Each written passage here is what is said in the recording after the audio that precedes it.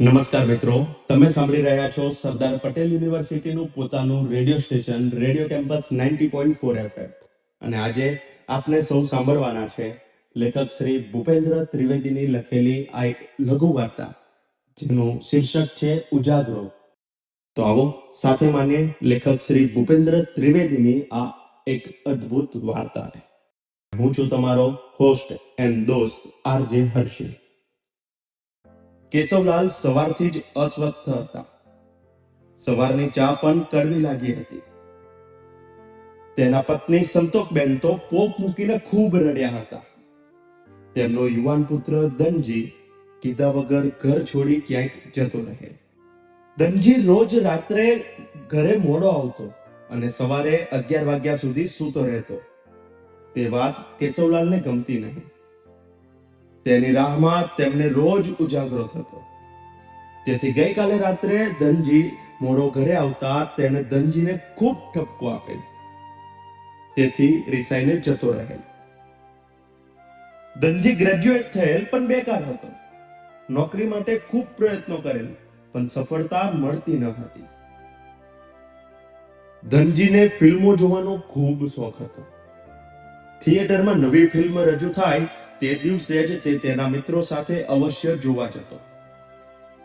કેશવલાલે એક સંબંધીની ઓળખાણથી બેકાર ધનજીને મિલમાં નોકરીએ લગાડેલ. પણ તેને મજૂરી કરવી પસંદ ન હોય. તેને 8 દિવસ બાદ તે નોકરી છોડી દેતા કેશવલાલ ખૂબ અકળાયા હતા. પણ એ સમયે યુવાન પુત્રને કશું કહ્યું ન હતું. તેઓ નિવૃત્ત શિક્ષક હતા. વહેલા સૂવું અને વહેલા જાગવું તેમનો નિયમ હતો. તેમજ જિંદગીમાં સાદગી અને નિયમિતતાને પ્રાધાન્ય આપતા હતા. તેમને ધનજીની આ પ્રકારની રીતભાત ગમતી ન હતી. લગલગાટ 3 મહિના સુધી સઘળે તપાસ કરવા છતાં ધનજીની ભાળ મળી નહીં.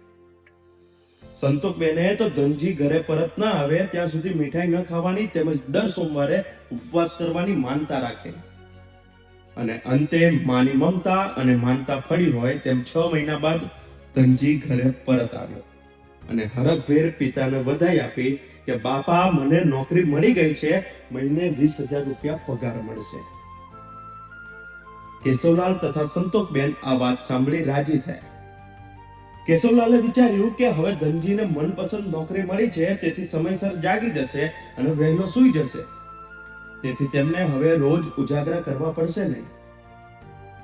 તેને ધનજીને પૂછ્યું કે કઈ કંપનીમાં નોકરી મળી છે તેમજ ફરજનો સમય શું છે.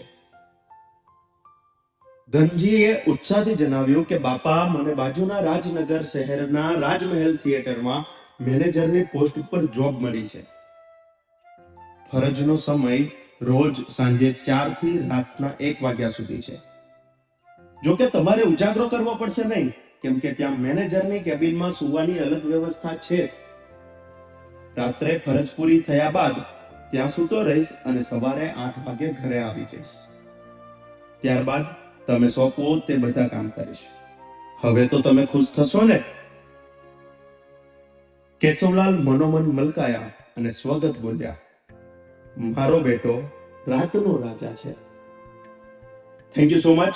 તો તમે સાંભળી રહ્યા હતા સરદાર પટેલ યુનિવર્સિટીના પોતાના radio station radio campus 90.4 FM પર લેખક શ્રી ભૂપેન્દ્ર ત્રિવેદીની લખેલી આ એક લઘુ વાર્તા ઉજાગરો. ફરીથી મળીશું આવી જ વાર્તાઓ સાથે. ત્યાં સુધી એન્જોય મજાની લાઈફ. Thank you.